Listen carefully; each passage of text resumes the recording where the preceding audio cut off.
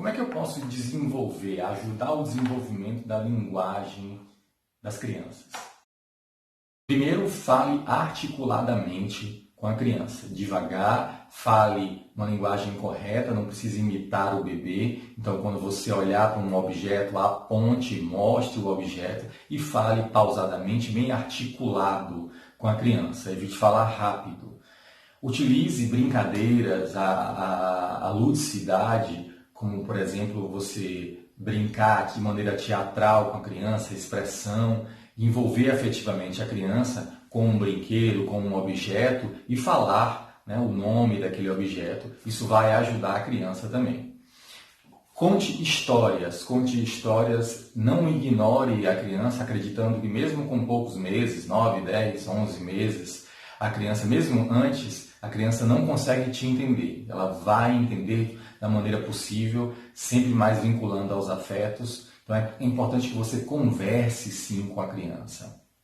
E aí você pode contar histórias em momentos específicos, do tipo aproveitar a hora do banho, a hora do passeio, a hora de dormir, e você, naquele trajeto do banho, por exemplo, você falar o nome das coisas, o nome do brinquedinho que leva para a banheira, o nome do sabão, o nome de uma brincadeira, repetir, e todos os dias você repete aquela história, contando, enumerando objetos, falando objetos, sempre olhando diretamente para a criança, e pode utilizar essa maneira teatral, lúdica que eu falei. As partes do corpo, até no momento do banho, é uma outra forma de você estimular ela a compreender as diferentes partes e que aquilo tem uma representação através da linguagem. Então, a cabeça, a barriga, o braço, você estimula, além de contar histórias, um objeto, estimular as partes do próprio corpo dela e associando também ao seu corpo.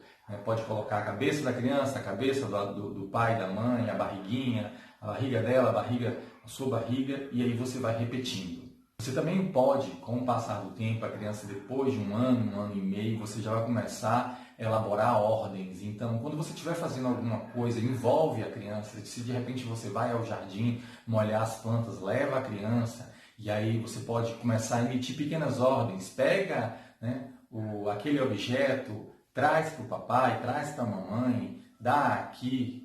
Envolver com ordens claras, você vai estimular essa criança a compreender a linguagem e aos poucos ela emitir também as palavras, os sons que representam esse significado, essa ligação aí do mundo interno dela com o externo. É quando a criança vai começar a se ligar cada vez mais com o mundo externo aqui, sai daquele mundinho da interação só com a mãe, depois com o pai, e começa a se vincular, construir um vínculo muito mais forte com o mundo social.